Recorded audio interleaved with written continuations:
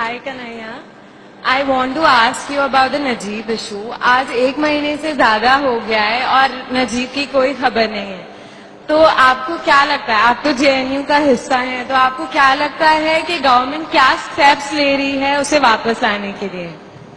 देखिए, गवर्नमेंट का जो एक टैक्टिस मैं समझ पाया हूं वो ये है कि वो एक बात को समझ गई है कि उसको एक मुकम्मल अपोजिशन इस देश के अंदर नहीं मिल पा रहा है।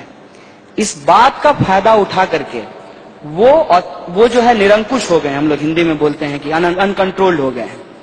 तो वो क्या कर रहे हैं कि जनता के क्या मुद्दे हैं ये इंपॉर्टेंट नहीं है, वो मुद्दे हमारे बीच में फेंक रहे हैं। और आप देखिए कि हर 15 दिन में एक नया मुद्दा आ जाएगा। मतलब कुछ दिन पहले सर्जिकल स्ट्राइक चल रहा था, उसके बाद जो है नोटबंदी चलने लगी, कभी नजीब आ जाएगा, कभी कन्हैया आ जाएगा, कभी रोहित आ जाएगा। मतलब हम ऐसे सवालों पे फंसे रहेंगे जिसका संबंध इस देश के स्ट्रक्चर से है, उस पर कोई चर्चा नहीं होगी। आप देखिए, मैं 3 उदाहरण आपको देता हूं और 3 आइडेंटिटी के लोग हैं। रोहित वेमुला का इंस्टीट्यूशनल मर्डर होता है, उसमें किस तरीके से एडमिनिस्ट्रेशन का और एमएचआरडी का इन्वॉल्वमेंट है उसके न्यूज जो है लोगों के सामने आ चुके हैं। लेकिन जब एमएचआरडी ने कमिटी बनाई तो कमिटी इसके लिए नहीं थी कि उसको किन परिस्थितियों में आत्महत्या करनी पड़ी, कमिटी इसके लिए थी कि वो दलित है कि नहीं है। उसके बाद आप आइए दादरी के केस में। दादरी में एक इंसान को लिंच किया जाता है, मार दिया जाता है। क्या है भाई? तो उसके घर में गाय का मांस है। पुलिस क्या रिपोर्ट दे रही है, कितने लोग मारने आए, किस हथियार से मारे, कैसे उसकी हत्या हुई, ये रिपोर्ट नहीं आती है। रिपोर्ट किसका आता है? लैब का। उसमें क्या कहा जाता है? नहीं, बकरे का मांस नहीं था, गाय का ही मांस था। मतलब अखलाक जो जिंदा था उसको मार दिया गया, वो महत्वपूर्ण नहीं है, मांस किसका था ये महत्वपूर्ण है। तीसरे केस में आइए, जेएनयू के केस में। जेएनयू में क्या कहा गया? देश विरोधी नारे लगाए गए। अरे देश माने देश क्या है? ये कोई बड़ा पाव है कि कोई आदमी आएगा और हाथ से उठा करके देश को खा लेगा? 5 लोग 10 लोग कुछ देश के खिलाफ बोल देंगे और हमारा देश टूट जाएगा। लेकिन उसको कैसे किस तरीके से पूरा का पूरा एक हवा खड़ा किया गया। और रिपोर्ट किसकी आती है? लैब की, कि वीडियो डॉक्टर नहीं था। भाई कौन वीडियो डॉक्टर नहीं था? जो रॉ था।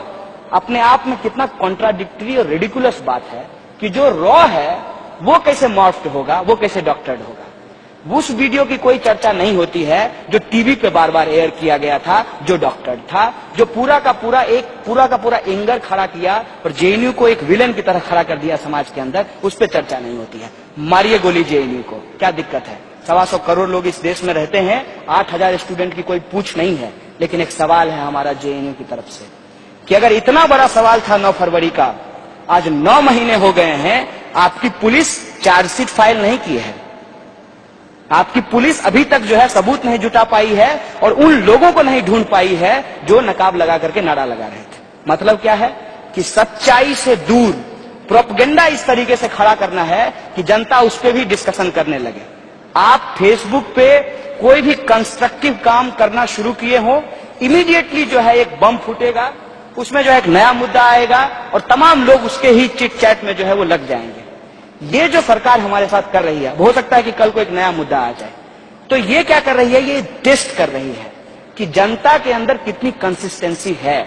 क्या वो उस सवाल को, पुरस्कार वापसी के सवाल को, अंबेडकर पेरियार स्टडी सर्किल पे जो बैन हुआ, एफटीआईआई में जो गजेंद्र चौहान को बिठाया गया, रोहित वेमुला की जो संस्थानिक हत्या की गई, कन्हैया और दूसरे लोगों को जो जेल भेजा गया, उसके बाद आप देखिए ये नोटबंदी, सर्जिकल स्ट्राइक, हनुमान थप्पा, किसान, सेना के खिलाफ नहीं, देश हित, देश सब कुछ है, देश सबसे ऊपर है, सरकार की आलोचना नहीं कर सकते हैं। और आलोचना किया मोदी जी को तो एक लड़के को झारखंड में इतना मारी पुलिस कि वो लड़का अपनी जान से चला गया। इस स्थिति में देश को ला करके खड़ा कर दिया गया है।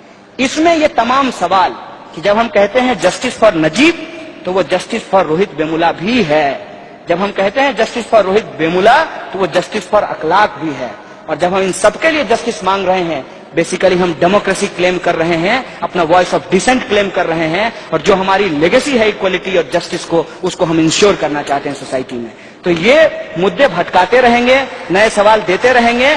हमारा काम है कि हम भूलेंगे नहीं और इनसे एक एक मुद्दे पे पूछा जाएगा कि 2 करोड़ रोजगार कहां है, 15 लाख रुपया हमारे खाते में क्यों नहीं आया, बुलेट ट्रेन अभी तक क्यों नहीं चली, महंगाई कम क्यों नहीं हुआ और महिलाओं पर अत्याचार क्यों नहीं रुके। ये हमारा काम होना चाहिए।